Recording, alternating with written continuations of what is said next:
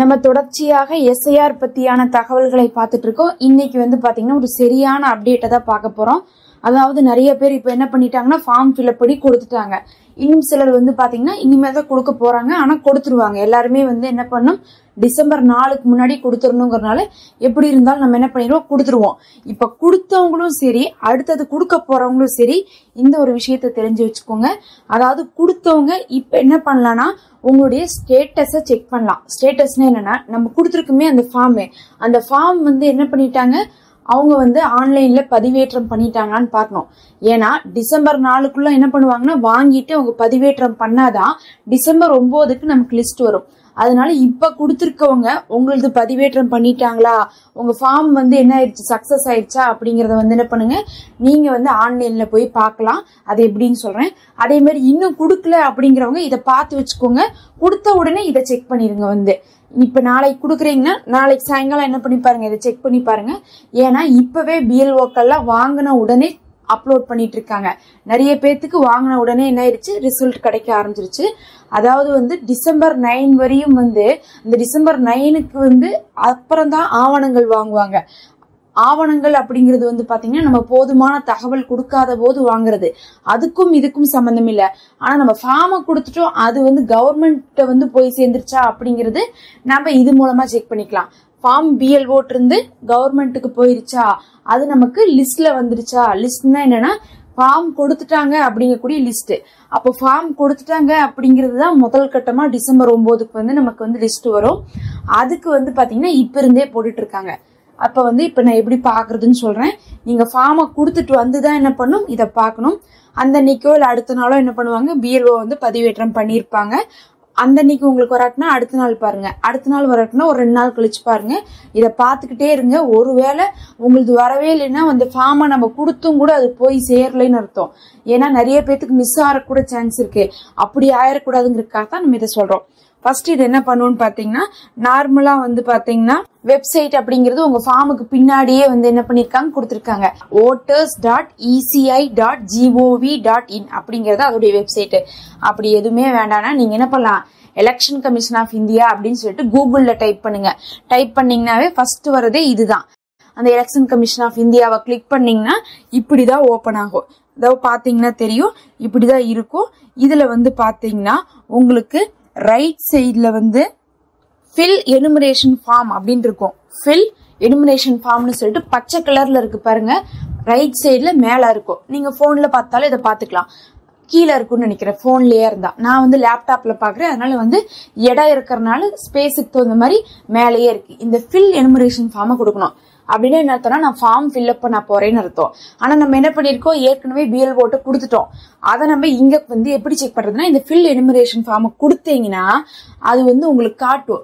உங்களுடைய நம்பரை கொடுங்க, உங்களுடைய ஓட்டர் ஐடி நம்பரை கொடுங்கன்னு கேட்கும். இப்ப இருக்கக்கூடிய, அதாவது கடைசியா இப்ப நம்ம யூஸ் பண்ணிட்டு இருக்கோம்ல அந்த ஓட்டர் ஐடி நம்பரை கொடுத்தீங்கன்னாவே அது என்ன சொல்லும்னா, உங்களுக்கு ஆல்ரெடி ஃபார்ம் வந்து சப்மிட் ஆயிடுச்சுன்னு சொல்லும்.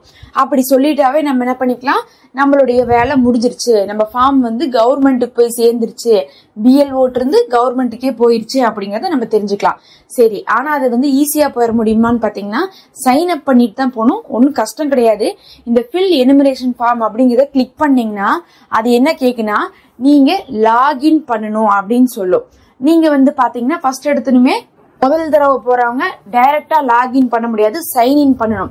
இப்ப நீங்க லாகின் அப்படிங்கறத கிளிக் பண்ணீங்கன்னாவே இதுல நீங்க என்ன பண்ணுவீங்கன்னா, என்டர் அப்படின்னு சொல்லிட்டு உங்களுடைய போன் நம்பரோ இல்ல வந்து எபிக் நம்பர்னு சொல்லுது. எபிக் நம்பர்னா என்னன்னா, நம்மளுடைய ஓட்டர் கார்டுடைய நம்பர்.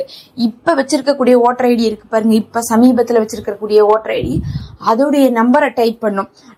டைப் பண்ணிட்டு இங்க பக்கத்தால கீழே வந்து பாத்தீங்கன்னா என்டர் கேப்சான் இருக்கா, கேப்சானா பக்கத்தால இருக்கக்கூடிய எழுத்தை அப்படியே பார்த்து டைப் பண்ணும்.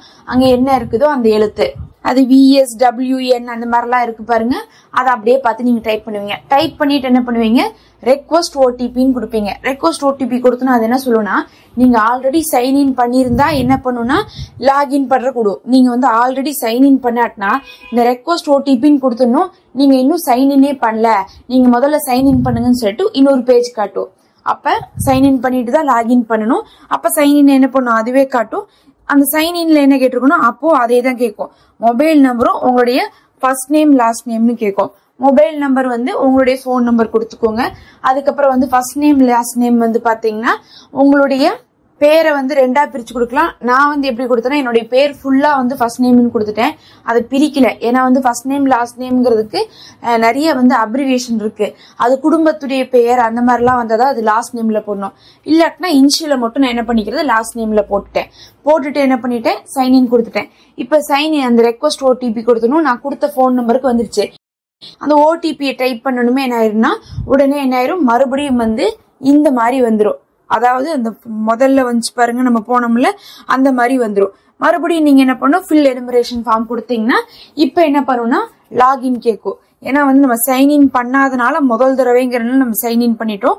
மறுபடியும் என்ன பண்ணணும்னா உங்களுக்கு லாகின் காட்டும். இப்ப அந்த லாகினை கொடுக்கணும். அப்ளை நம்ம கொடுக்க முடியல சைன்இன் பண்ணிட்டு தான் கொடுக்க விட்டுச்சு. இப்ப வந்து லாகின் வந்து பண்ண முடியும். ஒரு அடுத்தது பாத்தீங்கன்னா இந்த லாகின் ஃபார்முக்கு மொபைல் நம்பர் கேட்கும். இப்ப நீங்க கடைசியா இப்ப கொடுத்துருப்பீங்களா அந்த மொபைல் நம்பருக்கே அதை வச்சுதான் நீங்க சைன்இன் பண்ணீங்கன்னா அந்த மொபைல் நம்பரவே மறுபடியும் இங்க கொடுங்க. கேப்சாவை என்டர் பண்ணுங்க. ரெக்வஸ்ட் ஓடிபி கொடுத்தீங்கன்னா அந்த போனுக்கு வந்து ஓடிபி வரும். அந்த ஓடிபி கொடுத்தணும். அப்புறம் என்ன ஆயிரும்னா லாகினும் ஆயிரும். மறுபடியும் இதே மாதிரி வரும்.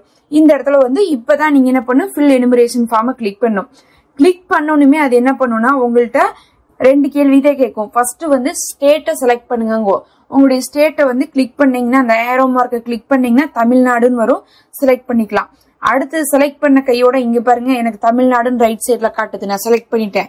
அடுத்தது கையோட என்ன காட்டணும் எபிக் நம்பர் அப்படின்னு சொல்லும் போதே 2025 எபிக் நம்பர்னு சொல்லுது. அப்படின்னா ஓட்டர் ஐடி கார்டு வந்து 2025 வந்து இப்ப இருக்குது பாருங்க.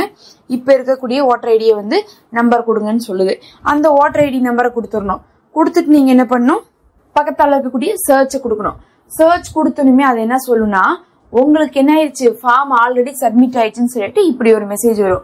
இப்படி ஒரு மெசேஜ் வந்துருச்சுன்னா உங்க ஃபார்ம் வந்து ஆன்லைன்ல பதிவேற்றம் செய்யப்பட்டுருச்சுன்னு அர்த்தம். அப்படி இல்லாம அது வேற ஏதாவது ஓபன் பண்ணுச்சுன்னா உங்களுக்கு இன்னும் என்ன ஆகல சப்மிட் ஆகலன்னு அர்த்தம். அப்படின்னா எது ஓபன் பண்ணுன்னு பாத்தீங்கன்னா மறுபடியும் ஃபார்மை வந்து சப்மிட் பண்றதுக்கான ஓபன் ஃபார்ம் தான் வரும். அதை நம்ம வந்து ஃபில் பண்ணக்கூடாது. நம்ம வந்து தெரிஞ்சுக்கிறதுக்காக தான் இப்ப போயிருக்கோம்.